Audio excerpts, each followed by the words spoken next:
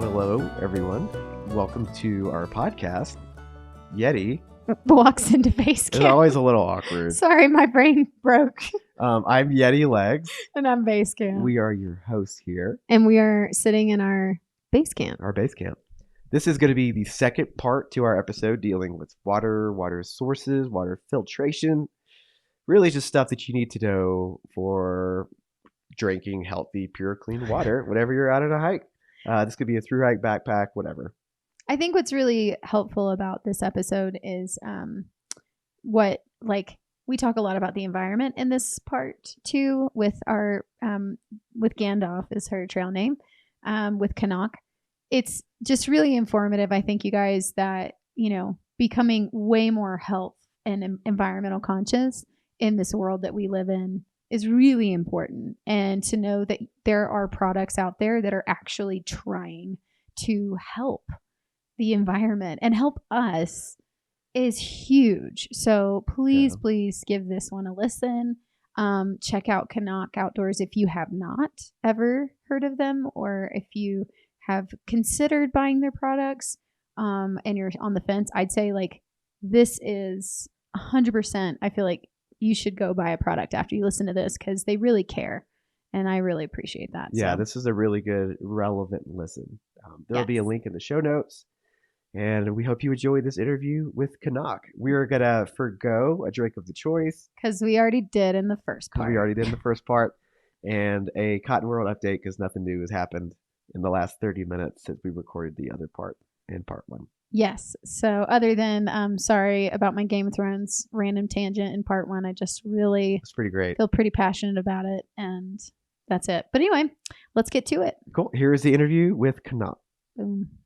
All right. This is the second part of our episode on water filtration, water sources. This is going to be Rebecca. Rebecca, I'm going to try and pronounce your last name. Please correct me if I'm wrong. Rebecca Booroojian. You're right. It's very phonetical. It looks way more intimidating than it is. Perfect. Rebecca Booroojian, a.k.a. trail name Gandalf, is the marketing manager for Minimal Gear, which I had never heard of until I started speaking to Rebecca. Minimal Gear is kind of like an umbrella for two other companies. One you will definitely have heard of. One is called Diorite, and the other is called CNOC, or CNOC, which is actually how we used to pronounce it, which I know is super wrong. It about halfway through my interview, and then I made the switch covertly, but that is also how I thought it was. So it is appropriately pronounced CNOC, right? Yes, that is correct. Okay. Rebecca, you told me through email that you've done two longer hikes, the AT in 2017 and the PCT in 19. This kind of leads me into the first question. Are there any other shorter, long trails that you've done that you wanted to talk about? Or do you want to talk about those two? Because PCT in 2019 was a big snow year. Yeah, I did go southbound, which actually was the way to do it that year. So I didn't run into any big sort of snow issues. But yeah, those are the two big ones I've done. I've definitely done shorter ones. I've done the Tahoe Rim Trail twice now. I'm originally from the Bay Area, so a lot of California trails. I've done the California Riding and Hiking Trail. This is not a long trail, but it's one that's very close to my heart. It's the Skyline to the Sea, which is in the Bay Area. I love it a lot. It was the first trail I ever backpacked. Other than that, I do a lot of kind of weekend trips now, but I call myself retired from long distance backpacking. It's a lot of weekends, a lot of kind of, 1 week a year kind of things. And I don't think I have the CDT on my horizon anytime soon. Yeah. It's hard to take 6 months off of life and then come back and reestablish. Yeah, absolutely. And I think I have a cat now that I'm very attached to. I really like my job. I don't particularly have a life I'm super excited about disrupting at this moment. Totally get that. Yeah, we've kind of been diving into these shorter trails a lot lately. And we've been eyeballing like the Centennial Trail in South Dakota. Oh, cool. The AZT, which is still kind of a bigger one, around 800 miles, but it's not a 6 month venture. So yeah, I don't know. That was my 2020 canceled trail was the AZT. The one that AZT, didn't end up happening. Got you. Are you planning on doing that one at some point then, since it was on the horizon? Maybe. I will say, we went to the Ruck a couple of weeks ago, the one in All the West puts on. It was in Cascade Locks this year, or Stevenson. And Liz Thomas Snorkel did a talk on the ACT, and I actually was like, ooh, this sounds hard. I don't know that I really had a grasp on what the AZT was. So still maybe, but I was a little intimidated by her talk. Yeah. I've seen Liz Thomas snorkel. She's popped up in our Instagram feed quite a bit.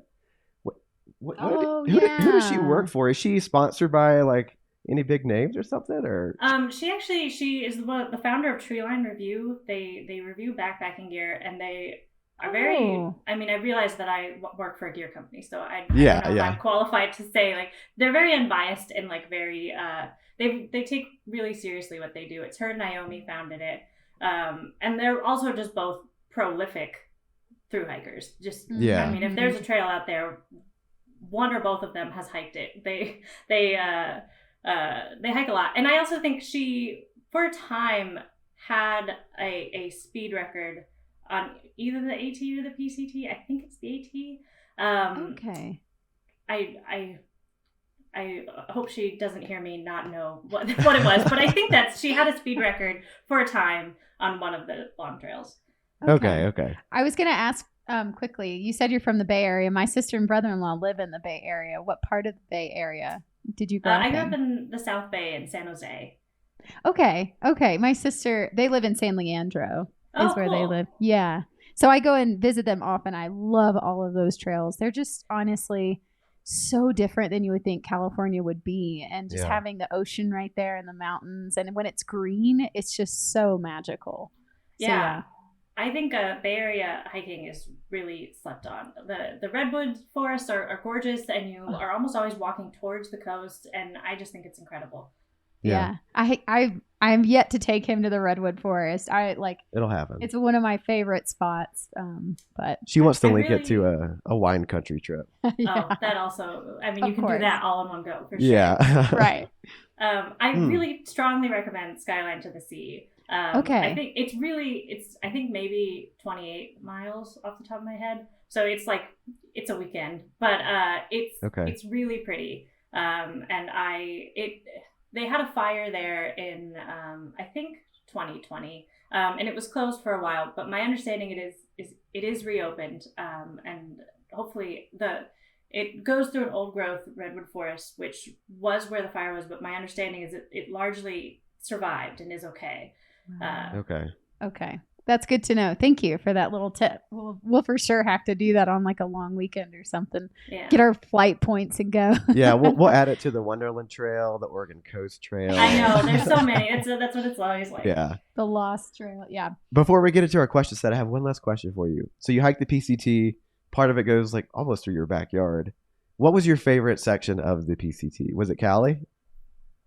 Honestly, no. I actually love the desert, which really surprised me. But I think that was a little bit going southbound. You're towards the end. You kind of have that rose-colored end of trail glasses. The Sierra for me was a little stressful. You know, that's the end of your weather window, and you're rushing. I also got Giardia at the very tail end of Oregon. So all of Northern California, which is a rough section anyway, I was not feeling great. My favorite section is actually kind of Goats Rocks in Washington, and just I thought Washington in general like blew my mind. I loved Washington. Yeah, that's definitely my favorite part of the PCT was Goat Rocks. We had this epic, because it was the end of our hike, so we were the opposite, but we had this epic, I don't know if you remember, there's this like overlook where you can see all three. You can see Helen, Adams, and Rainier. It's right after the Knife's Edge. And it's like right in that Knife's Edge section. And we could have finished out that day and gone into town. Like it would have been a big 30 plus mile day. And I think we'd only done like 17-ish miles. But we hit this spot and there's 2 campsites open. No one has claimed them. And it's probably about 4 p.m. And that's like early at that point in hiking. And but there was a snow melt right there too. So we were like, we have a water source. We have a beautiful epic campsite. We're just going to do it. Fuck it. Let's go. Yeah, I would have done the same thing. Yeah. I remember that section. I remember someone I sort of was hiking around. I didn't know particularly well. I like got to that point where you kind of can look around and see all 4 mountains. And there was kind of a middle-aged thru-hiker that I had been hiking around who just was like sobbing, like blubbering. He was just so like, I mean, it was a beautiful section. And I get it. It was like a very, and it rained for us all through Washington. It was like a really tough rain year for us in Washington. It was like the first kind of good weather window we got. And it was like this perfect moment for it. So yeah, it was, I remember those campsites. Like if anyone is listening that is thru hiking can stay there on a good weather day, like stay there. Like plan for it. Yeah. Camel up if you need to. But yeah. Well, I will say we woke up the next morning. She heard something at night and we saw puma tracks around our camp. I swear there was a puma. Yeah. There was a puma that was like kind of smelling around, and there was a lot of people there too. But you could hear something lurking. And then a guy who was cowboy camping really close to us said he saw one too. I was like, all right, I wasn't crazy. I know. Yeah. Oh, the PCT. Well, I guess I'll get into the first question. I guess our second question. But so you work for Minimal Gear and CNOC Outdoors. It's Minimal Gear is the umbrella name, the overarching exactly. name, and then you've got CNOC, and then you've got is it Diorite? It's Diorite, which is Diorite. It's a kind of rock. Okay. You find here in Oregon, which was one of the reasons we named it. Okay. Perfect. Okay, so my question was, can you explain actually what types of products these both are and what they offer people? To do that, I'm going to explain a little bit about the Minimal Gear, like how this triangle sort of formed. Do it. Please. So we actually have always been Minimal Gear. That's not how the name we've operated under. We've always operated under CNOC Outdoors, so folks don't realize that. But our company is technically called Minimal Gear. And we were founded by Gilad, who's still our founder and our GM, who is very much an inventor first. And so he kind of, our product offerings were kind of this mix mash of like everything that he wanted to create. And we had a very disjointed set of product offerings. So a lot of folks don't know our first the first product we actually made was trekking poles. And we, in 2019, totally onshored them. We started to making and manufacturing them in the US. We're the only brand, as far as we know, that does that. But also in 2019, we launched the Vecto, and the Vecto just became what CNOC Outdoors was known for. Most folks call their Vecto the CNOC, their CNOC bag. So in 2023, we decided to sort of streamline things a little bit. We launched Diorite to host all of our carbon fiber products. And we sort of streamlined CNOC into just a hydration brand. So everything that's made and released by CNOC is hydration focused, starting with the Vecto, which most folks know us for. And then we have water bottles, food bags, flasks. Everything is hydration focused. And over here on the Diorite side of things is all of our carbon fiber products. What kind of carbon fiber products do you have under that one? So we have our trekking poles, which is predominantly what the brand is at this point. And we also make tent poles. We made tent stakes under CNOC. We're going to make them again under Diorite. They haven't quite made the transition yet. And we're going to expand on what we offer. It is really hard to, I think I can say, we are hoping to offer aluminum poles at some point, but it does involve figuring out a whole sort of new material sourcing. We try to source all our materials from the US as well, which is not as easy as you would hope it would be. So we're working on that. But we hope to expand what we're offering. Currently, it's mostly trekking poles. I really want to try them then, because I love carbon. I have Carbon Z Black Diamonds, and I love carbon poles. Like, I like the lighter type of poles. She's had it for like 3 years, so I'm just waiting for it to happen. It's gonna crack. So when that happens, I'll come over to yours and check them out. Cool. You should give them a try. How much does a pair of carbon fiber poles weigh from Diorite? Well, we have two different grips, and our cork grips weigh more, especially because we use compressed cork. So it's not a layer of cork around a plastic inner or like a EVA foam. It's just cork. And I'm pretty sure a single pole is 7. You know what? I'm going to Google it. I'm right. Let's Google it. Let's do it. I'm not ashamed of the fact that I don't have our weights memorized. Okay. Weight per pole for a cork pole is 9.8. And for an EVA, which is the lighter option, is 7.4 ounces. Okay. So 19.6 for the cork. You said 7 what? 7.4. So 7.4, so 14.8. So less than a pound. Sub a pound. Okay. Yeah. Oh, nice. And the cork is our more popular offering. I personally don't. Most folks like it because of the grip feel. I personally don't feel a huge difference between the cork and the EVA, so I do use an EVA. I'm an EVA fan for sure too. I used to be carbon, but whenever we were hiking in the European Alps on the T&B, right? Yeah. My pole just snapped in half for no good reason. I didn't fall, nothing, just snapped. So I was like, I am gonna go aluminum for the time being because I'm too rough on these suckers. Yeah, he is. He pounds them into the ground. Yeah. Carbon fiber is not for everybody, for sure. Yeah, but it's for her. But me, I'm just I am a very careful and dainty walker. Me I think. Too, yeah. I guess I'm out there like on a mission, like pounding my poles. It's true. I'm aerating the ground as I'm hiking. I have to get up this mountain. Yeah. Well, when we release the aluminum, those will be for you.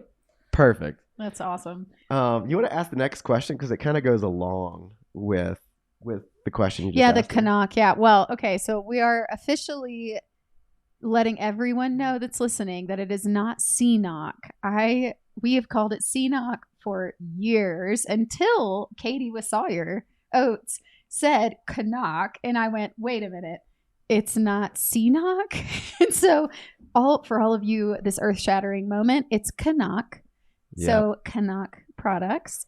With the CNOC products, we really want to know, what do you recommend, especially as the through hiking season starts this year? What do you recommend for long distance backpackers this season for that? And then with the Diorite, also, what do you suggest? Yeah, you mentioned the Vecto, which is like everybody's go-to. So, and can you explain the Vecto for people who don't know what the Vecto, I guess, is for CNOC? Absolutely. So you're probably not going to finish a long trail without seeing one in the wild, even if you don't use one. But it is a water collection and filtration bag that essentially has a slider that opens the back end so that you're not trying to fill through your tiny little 28 millimeter neck bottle opening. Instead, you can fill with this wide opening on the back, and then you can slider it closed, and you can either use it in a gravity setup, you can squeeze, filter. We have the Vecto comes in 2 different neck openings. So we have it in 28 millimeter, which works with your Sawyer filters. Also the Platypus Quick Draw, the Hydro VersaFlow. But we also have the 42 millimeter opening for folks that use the Bee Free. And we actually recommend for thru hikers the Vecto X, which we came out with in October of 2022, just because thru hikers were doing a number on Vectos. So it's a slightly thicker TPU, and it will be more durable over the course of a thru hike. If you're using it daily for months on end, or if you're just really hard on your gear, you probably want to use the Vecto X. Yeah. That was us. I think we had that one. We got that one, I think. You said 2022. The end of 2022 is when you had it, because I think we bought that October of 2022. Yeah, because we got that then for the TMB, because we had been using our CNOCs for the PCT. Yeah, and then we got one of those, I think. And man, love the CNOC, the Vecto. I actually just always called it the CNOC bladder, but that's a lot of people do.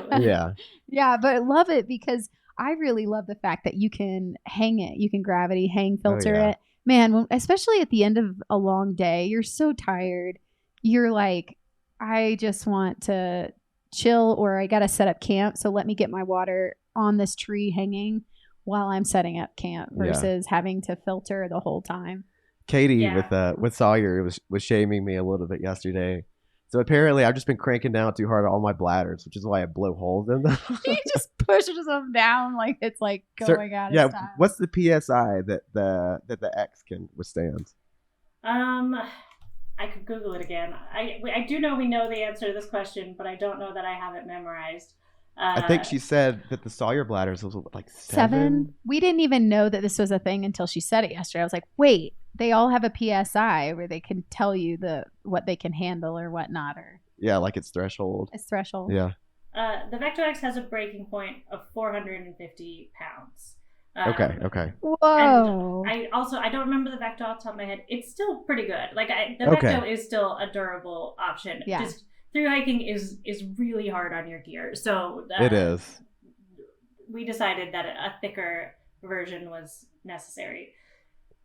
I mean, definitely, because we used to use the Sawyer bladders, and we blew through those way quicker than the CNOCs. So that's why we even converted in the first place. But also, we love, like you said, that slide bar up at the top, so you can collect water more easily. And we've been diehard CNOC people ever since then. Is there any other products you recommend through CNOC in this season coming up? Is there anything new you guys have released? We have released, I do recommend the coupler. We don't make those. Sawyer makes those, but we do sell them. You should get one. They're like the tiniest. They weigh almost nothing, and they make your life so much easier.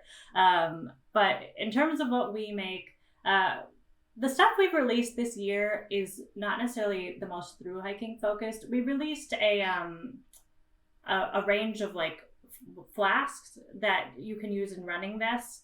We also came out with a line of straws and what we're calling quick caps, which convert the top of our flask so that you can put the straw in them.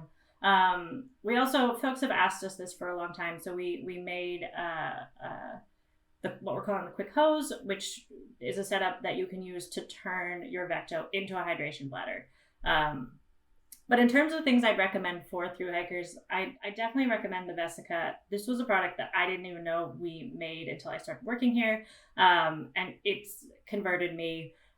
We are unfortunately out of stock right now. They're having a moment. I think a lot of thru hikers are grabbing them this season. But they are a collapsible water bottle that's roughly the same size and shape as a Smartwater bottle. We were trying to make an alternative. And then the only other thing. Oh, go ahead. I was gonna say I definitely want to talk a little bit more on that and TPU and what your products are made of. That's actually going to be the next question. Yeah. So I'll just quickly mention.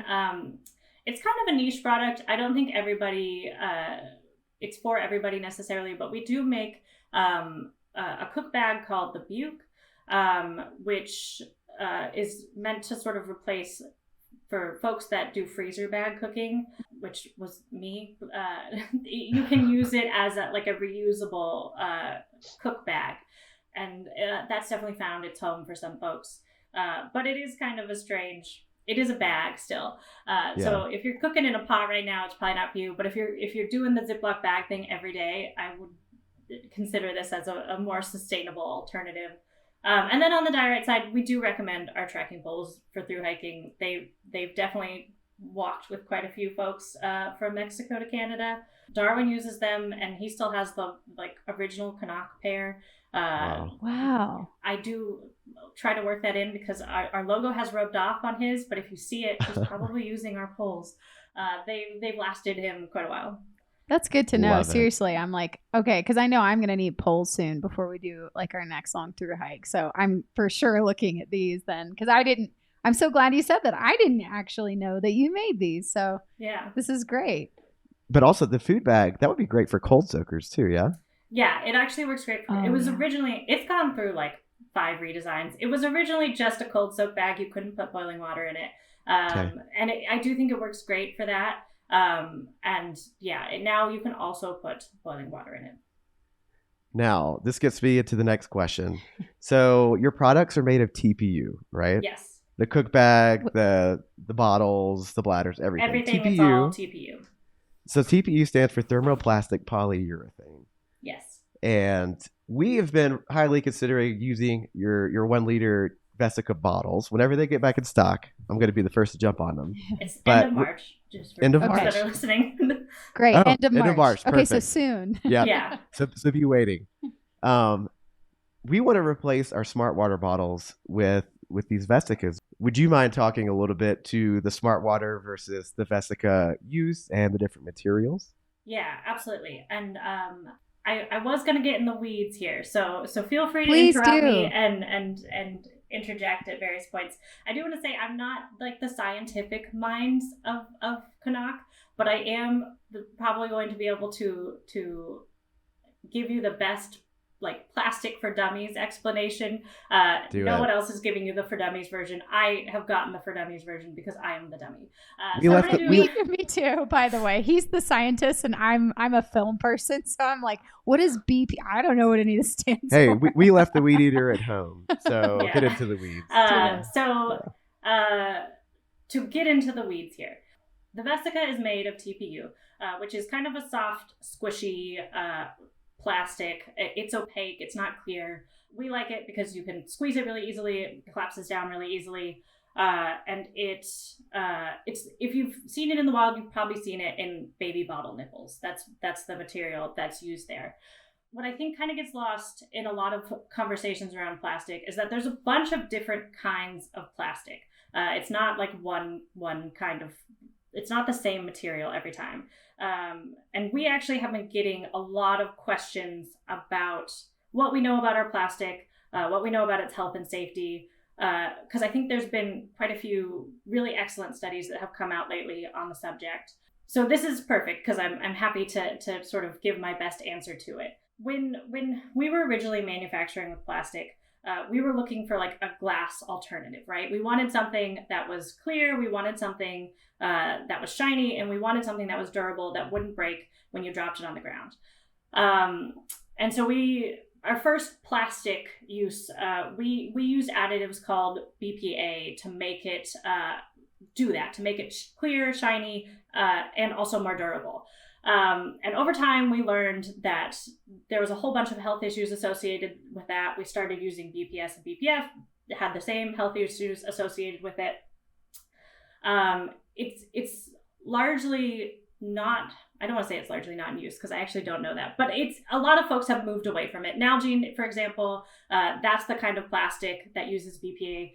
They don't use it anymore. They've moved away. So the kind of plastic that's used in disposable bottles is called PET. And it actually is BPA, BPF, BPS free just because it's not required in its manufacturing, because it would make the plastic not bend, which you want kind of a Smartwater bottle to be a little bit flexible. Instead, it has an additive or a chemical called phthalate that leaches similarly to the way that BPA did. And we're still sort of new to our understanding of that's health effect. It is looking like it's not great as well. To bring it back to our plastic TPU, it doesn't actually need BPA or BPF or BPS in its manufacturing. It doesn't need phthalates in its manufacturing because of the fact that it's soft and squishy. It's not trying to be a glass replacement. It's also opaque. It's not trying to be see-through. So it just is naturally free of those things. We have done a study looking at phthalate leaching because phthalates are kind of everywhere. The results of those studies were very positive for us. We did, because we've been asked this so frequently, write a blog on it recently that shows the exact results of that study. So feel free to look at our blog on our website. It's the most recent one if you want more information on that. But in terms of what we know about plastic, which is unfortunately not a whole ton at this point, it does seem like TPU is a pretty safe plastic, especially compared to polycarbonate and PET. Okay. So you're saying that, and I haven't done research on the Smartwater bottle, but you're saying that it is BPASF free, but it does have these phthalates. It can leach it to your water, right? Yeah. So okay. Plastic that would try to be kind of a glass alternative would have those additives. But PET is not, it's not manufactured to be reusable. It's manufactured to be disposable. And that's how the FDA looked at it when they approved it for use. And obviously in thru-hiker packs, that's not how we're using it. And I do want to say, I used a smart water bottle for both of my thru hikes. They're convenient. They're so light. It is lighter than the Vessica. I understand the allure for sure. But it is not a product that's been looked at to see if it's safe to be used constantly for months on end.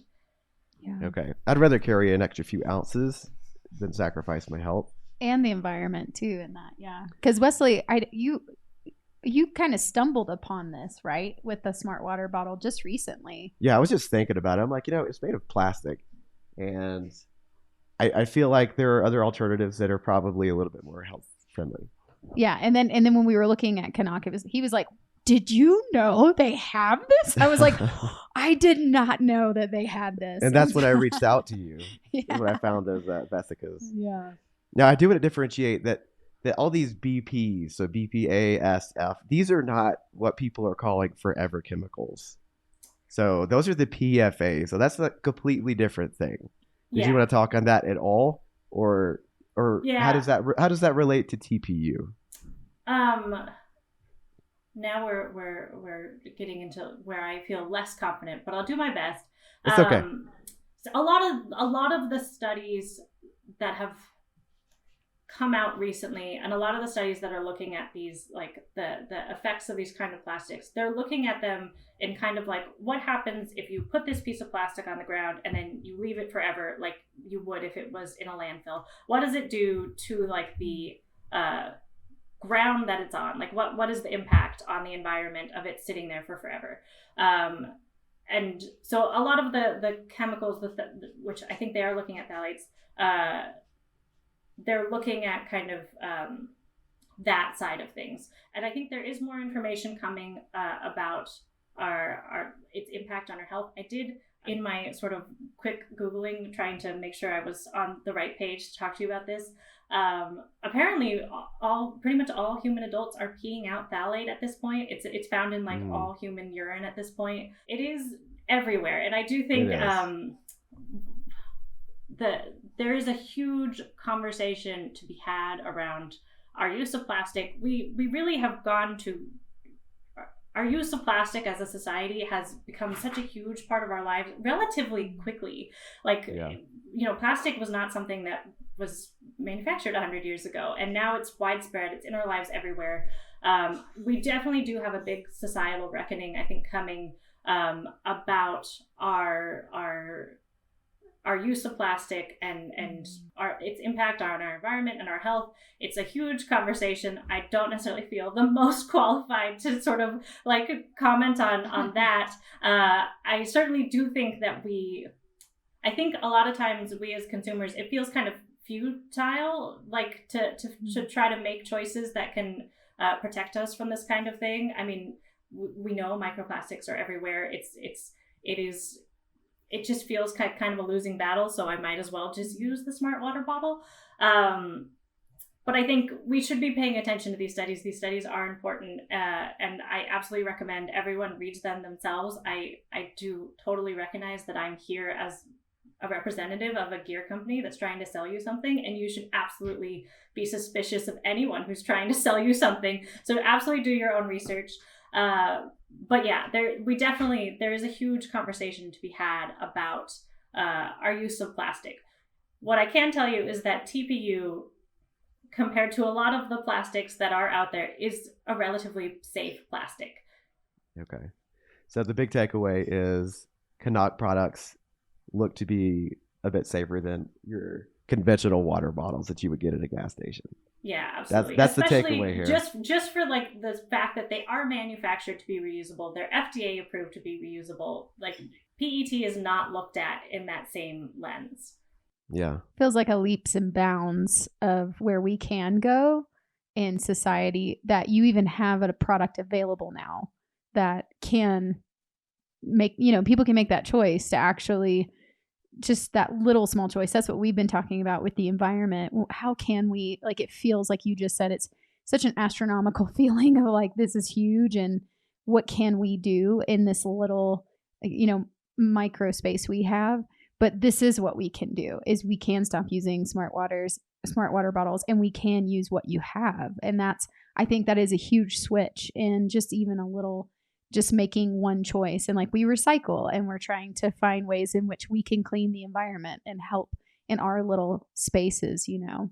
And I think we're seeing positive shifts because government regulations are changing from like waterproofing backpacking material, like raincoats, because they're learning more about these forever chemicals and kind of trying to push away from that a little bit. Yeah, so it's I feel like it's encouraging. There are regulations and laws that are getting passed and legislation that we've been seeing this year going, wow, okay, something is happening here. So I'm really hoping that people will move more towards CNOC.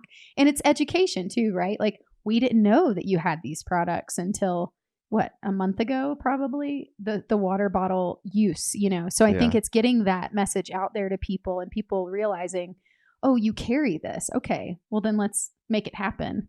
So yeah, absolutely. And I do think I think a lot of times when we're trying to make choices that benefit the environment or choices that benefit our health, we have like a very all or nothing attitude about it, where we feel like, okay, if I'm going to do this, I have to do this perfectly to like the umpteenth degree, and that's realistically not realistic.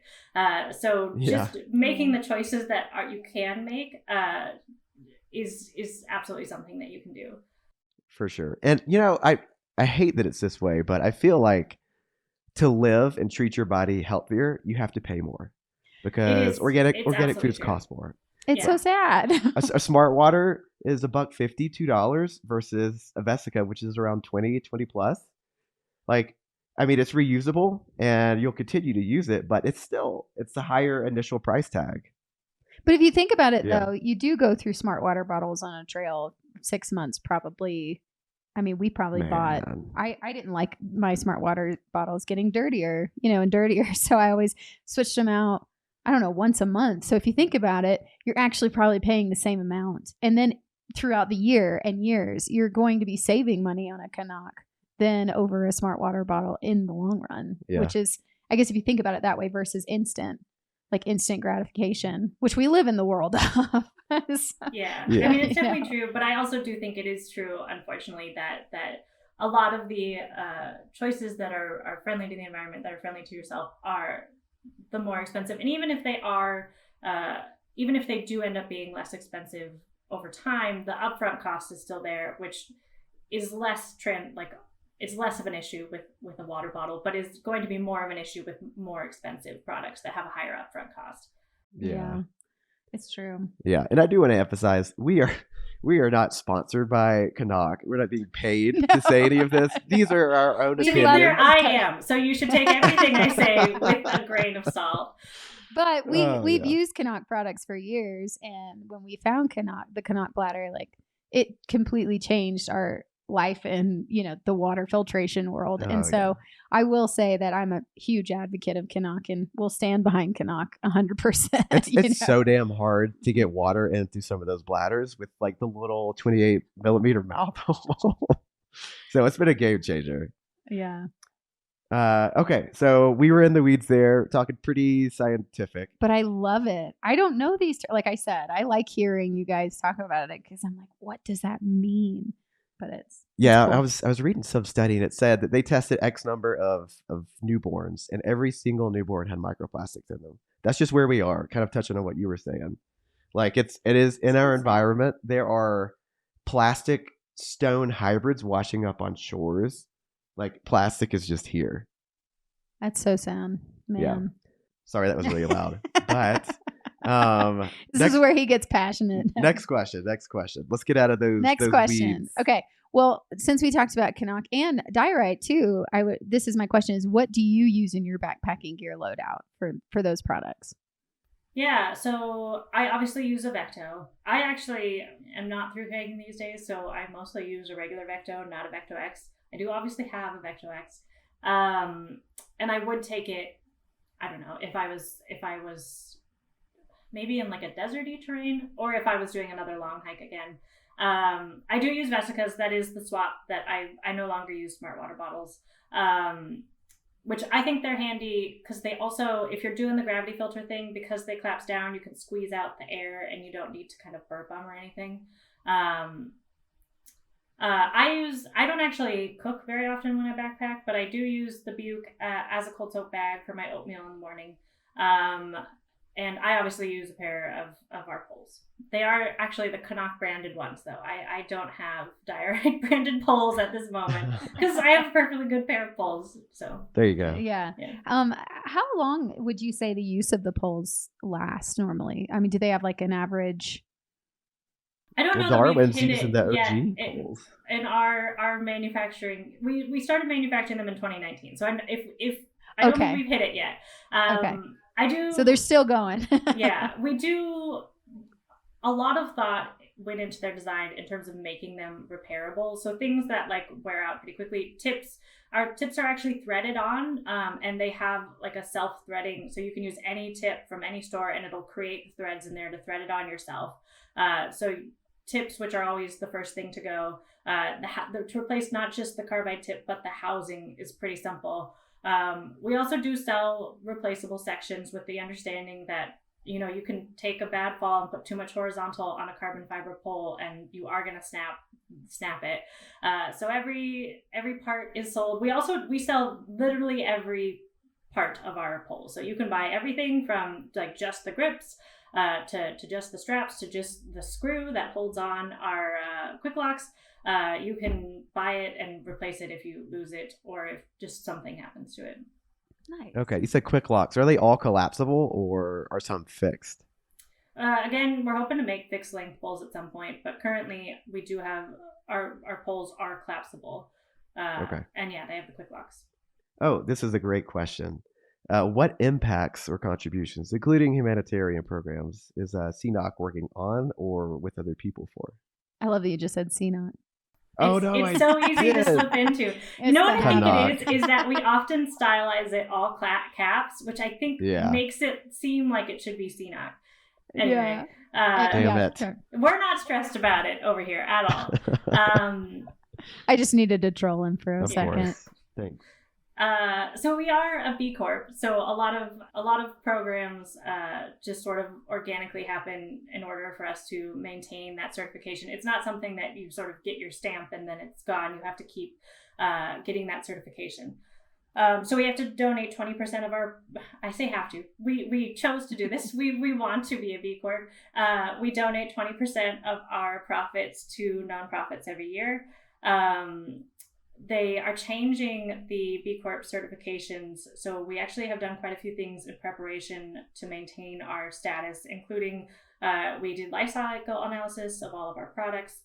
We did take the SME climate pledge. So we're looking at, I think it's having your carbon emissions by 2030 and going carbon neutral by 2050. And we're looking to do that. You can have a terrible environmental impact and then pay for a lot of offsets and meet that carbon neutral standard. We're trying to do it by just lowering our carbon emissions to begin with.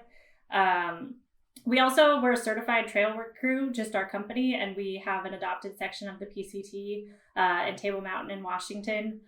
So we maintain that section. You might see us there this summer if you're through hiking. That's amazing. Wow. I wonder if we ran into you guys when we were in Washington, actually. Were you sponsoring it in 2022? Yeah, we were. Yeah. We just ran into the same PCTA cleanup crew like 5 times. Well, we would just be in that section. So you would see us just around Table Mountain. Okay. That's amazing. I think we missed you. Yeah. No, I appreciate how I just want to say this out loud. I know it's understood already, but I really appreciate how environmental you guys are focusing on and trying to continue to help with the environment and people. I think that's a really big deal, and especially in gear world, because there's some bigger corps that have a lot of gear and they've done a lot that isn't good, and they are trying to now switch their worlds around.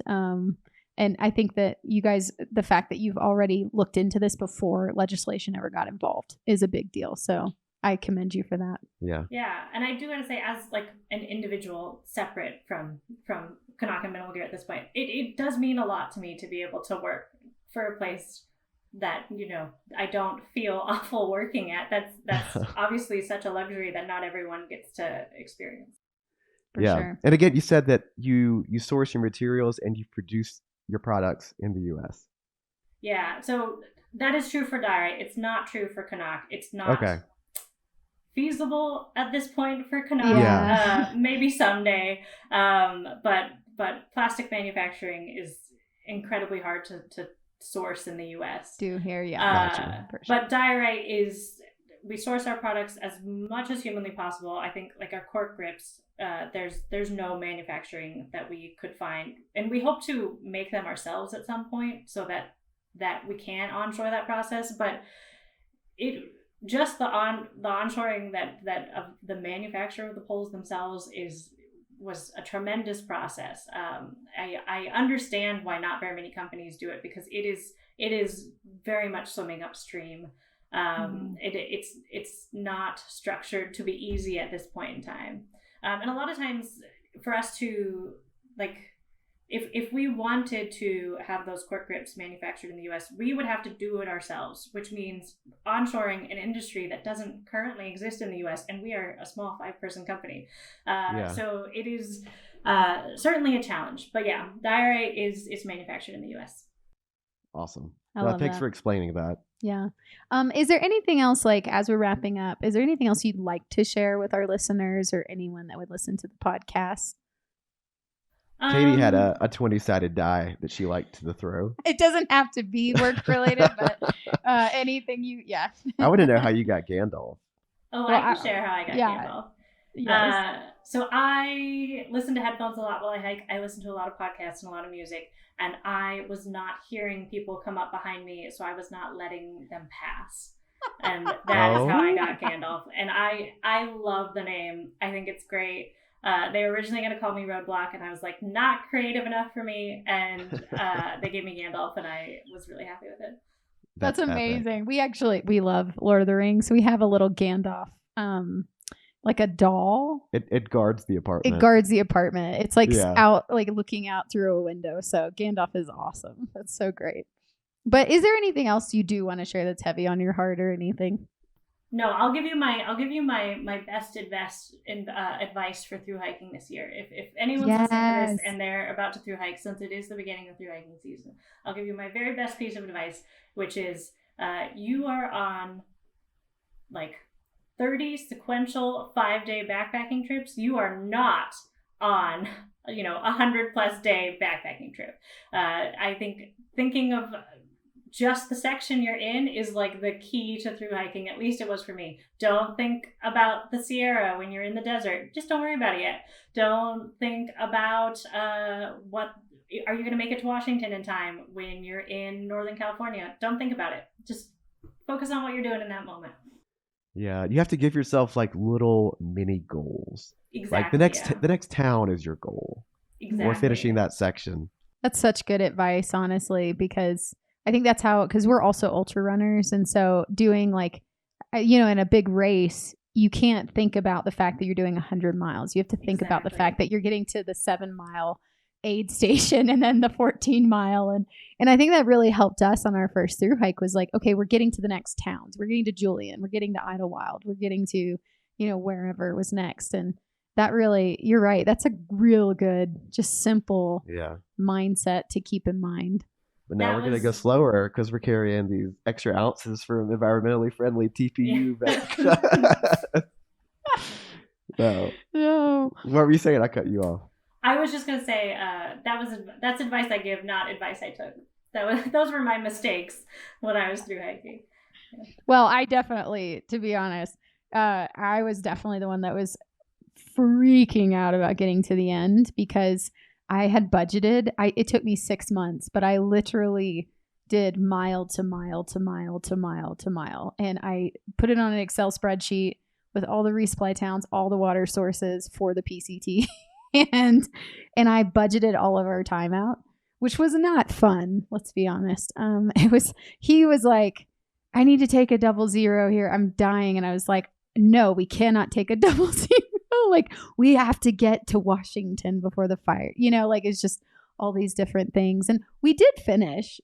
and literally within 2 hours of them shutting down the trail because of the fires. But I think we would have gotten there anyway. Yeah. And the mental process of not enjoying the journey. And I told Wesley, I said, our next long through hike, I just want to not do that. I just want to go. I just want to enjoy. I just want to get lost in nature, and be in it and enjoy an adventure. Yeah, absolutely. Yeah, I agree with that. Yeah. Jeez. Well, thank you so much, Rebecca. Or Gandalf, I really appreciate just you taking the time to talk to us. This was so informative and I love it. So thank you. This is good, juicy stuff here. Yeah, absolutely. And again, this is a conversation we've been having with a lot of folks individually lately. So to get a chance to share it with a larger number of folks. I do hope if any chemical engineers were listening to this, I hope I did okay. I'm not a chemical engineer. Neither one of us are, but we're trying to explain it the best that we can. Yeah. So. Yeah, for dummies is a better way of explaining it, I think, because I mean, not everybody's a chemical engineer. So we'll get some links connected to you and to CNOC in the show notes here. Do you want to tell folks where they can find you? So you can find me personally on my Instagram. It's Becky Booroo, which is Booroo. I will say there's a lot of pet content there over hiking content now, but I do have a couple of fun hikes planned this summer, so there will be something. Cool. In terms of CNOC, you can find CNOC at CNOC Outdoors. That's CNOC Outdoors. Diorite, you can find at Diorite Gear. We'll talk about when we have Vessica's back in stock on our Instagram, so you can keep track of that there. Perfect. Awesome. And we'll also have a link to where you can go and check out the CNOC website. There might even be a discount code in there. I guess we'll see. Yeah. And that was such a good interview with you, Becky. Thank you so much. Thank you. No, thanks for having me. For sure. You have a great day. Well, we hope you guys really enjoyed that episode. We really did. I loved it. Yeah, it's kind of nice to talk on a different playing field than just like hiking and funny stories and stuff like that, but talking about some really relevant topics here, because we are in the what's called the Anthropocene epoch, which means that humans are here and we are inescapably affecting our planet more than any other factor on this planet can right now. Just so everyone is aware, I don't know if we've ever told our listeners this, but Wesley is actually a legit, he got his his major in chemistry. He has a master's in public health, and he's going back to school right now and has maybe a semester or two left of ecology and ecosystem science. So he does know what he's talking about. It's not like he's pulling this out of his ass or anything. When he's talking through these things, it's because this is what he's studying or this is what he is learning constantly, which I love the perspective of this because this isn't my world. So I ask him all the time these things that are happening to our planet. Yeah. I could go on a very long tangent about climate change and global warming and how there's so much evidence that it's actually real. And so all the naysayers are just choosing to ignore obvious facts.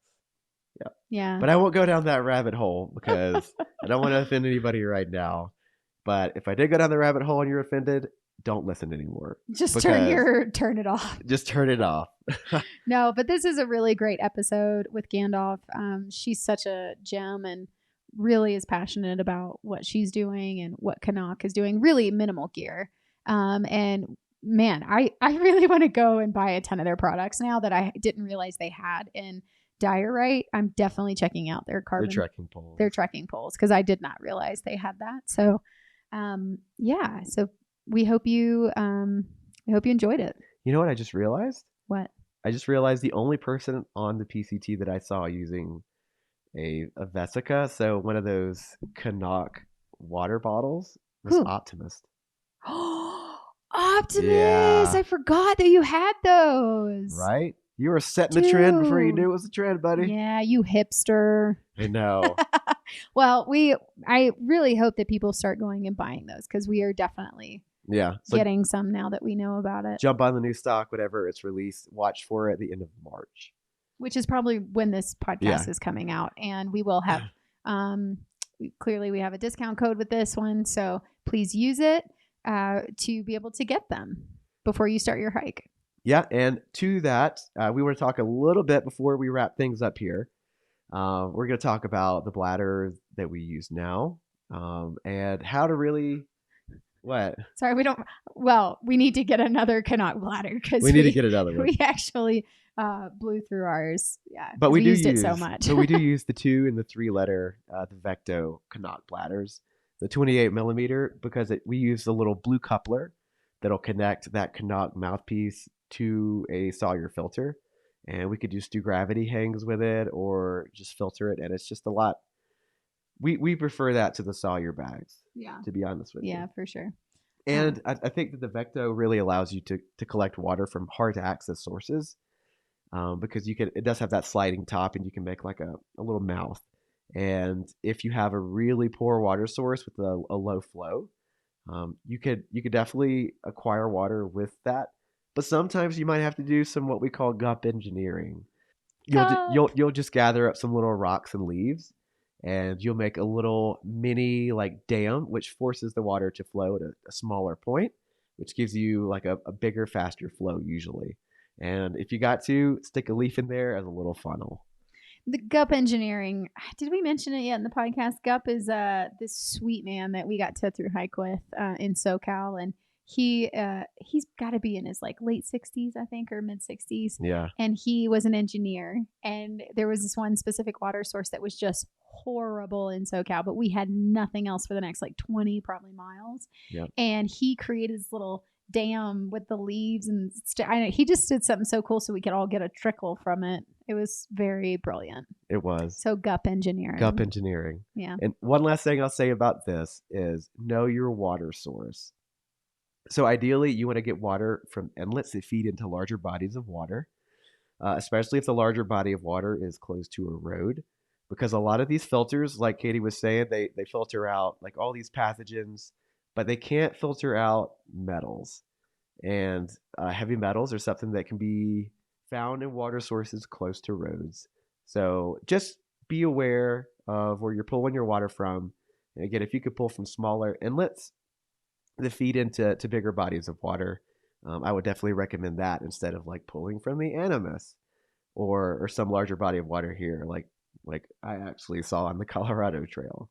I had a guy warn me about pulling from that water. Wait, what? Yeah, on the Colorado Trail, the dude, he was like, yeah, pull from some of the little inlets feeding into the Animus, but not the Animus because it follows the highway. Oh, okay. Yeah. Here, heard. Heard. Well, don't we have a few of our listeners and also Tramley people that shared their water source?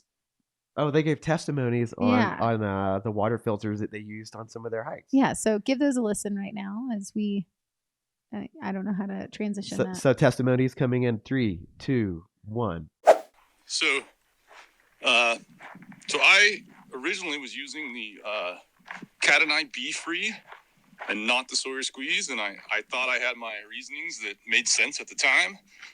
The Cat9 B-Free is smaller, lighter, and cheaper than the Sawyer. So I knew at the time like it wouldn't last as long because it is not a back flushable filter. Even though like you could back flush it, you're not supposed to. So there's some risk there. So I knew it wouldn't last as long. But my argument was, oh hey, it's cheaper and lighter and stuff. So if I have to replace it more often, still probably is like equivalent. That is until I tried the Sawyer Squeeze. So I bought one on trail because that's what was available. And I'm a convert, like 100%, because I didn't realize because of that back flush ability, the Sawyer Squeeze lasts not just a little longer than the B-Free. It lasts like many times longer, like 3 times as long, 4 times as long, maybe 5 times as long, maybe, because you're filtering water sources on trail. They're rarely pristine, and so the Cat9 would clog. It flows so good when it's new, unreal, and then it clogs pretty fast, and there really is nothing you can do about it. They say you can swish it in the water. That does basically nothing. So as soon as it goes downhill, like you have to replace it. So it's not cheaper enough to be worth that. So the Sawyer's like a way better value. Also, the thread diameter on the Cat 9 is like 42 millimeters, and so it doesn't fit a lot of stuff. It only really fits stuff that's, unless you get lucky, it only fits stuff that's built for that filter, which on trail can be a problem, because if your bag tears or whatever, you'd be hard-pressed to find something else, on the trail, which that in itself is enough to seal the deal for me. But if the Sawyer Squeeze has the 28 millimeter, I think it is, which is like Smartwater size. It's freaking everywhere. So that reason alone would be enough. But also for the $10 more, it lasts literally like 300% longer, 400% longer. So that's why I switched, and I'm a huge believer in the Sawyer Squeeze at least over that Cat 9 Be Free. Hello. This is Cuppa. So on the topic of water filters, so I have only ever used two different types of water filters. One's the Sawyer Squeeze, which I think is the most popular one on trail that I've seen. And the other was the Platypus Quick Draw. Another is similar, really, really similar to the Sawyer, but it's just like one where you screw onto the bottles. So I use smart water bottles and whatever other bottles I could get my hands on as well that would fit onto it. And then the Sawyer I use for the PCT, and I actually found it was brilliant in the end. It lasted the whole 6 months, so I was so impressed with it. The only thing with it, though, was that all the little bits that come with it, like the little screw ones on the tops and stuff, I found that I broke them really easily. They didn't last too long, but the actual main shell of the squeeze, the big black bit, I think it's bomb-proof. And the plastic bit on the bottom of that never wore down, so it never leaked water for the entire trip. Honestly, it just worked perfectly. I think it'd been a year then or so since I left the trail, and I started doing some other hiking in Europe again. So I swapped to a different brand called Platypus, and their filter called the Quick Draw. This one actually looks a bit more swanky. I think it was about 50 quid, something similar. But it feels way sturdier. I did have some problems with it though. I think it's a different size to the Sawyer for the how the Sawyer fits the smart water bottles. The Platypus one, I think it's slightly smaller. So when I went to like twist the other bottles on to filter with, it actually broke the bottom of it. Like, I think it was way less durable. And as soon as I twisted it on, the plastic cracked. And it actually left it completely useless because then it was leaking water. So, yeah, just take note. If you do go for a Platypus, make sure the bottle that you're twisting onto it fits perfectly. If it's slightly off, don't force it and be an idiot like me because it'll cost you 50 quid.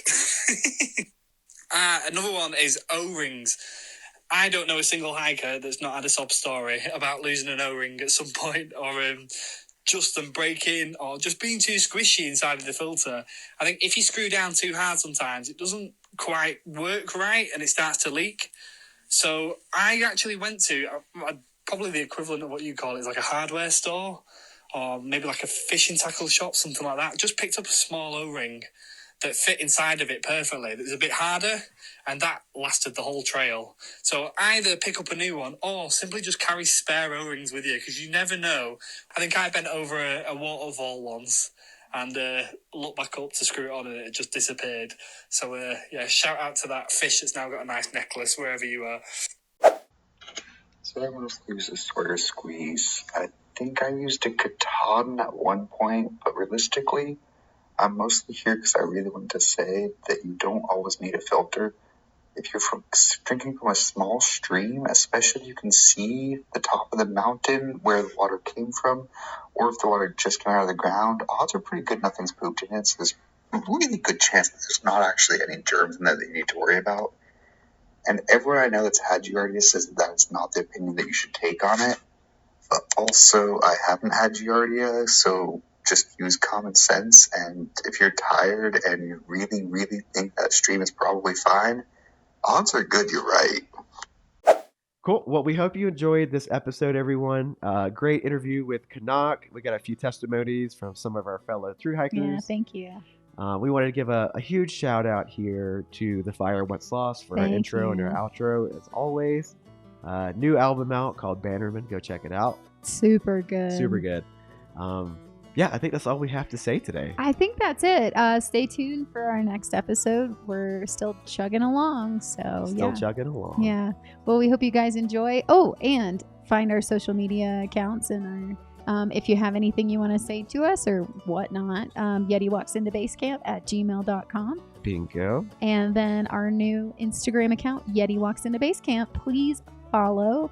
DM us with any questions, anything you want to share. We love sharing what you guys are thinking, because if you're thinking it, a lot of people are thinking it. So yeah, we love to answer listener questions on it. Yeah, so please subscribe, please like. We love getting to hear from you.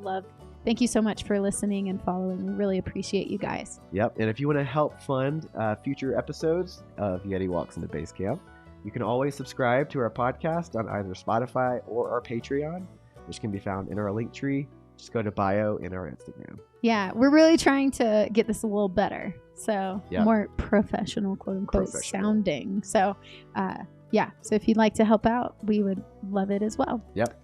All right. Well, thank you. And as we like to say in the hiking community, happy trails.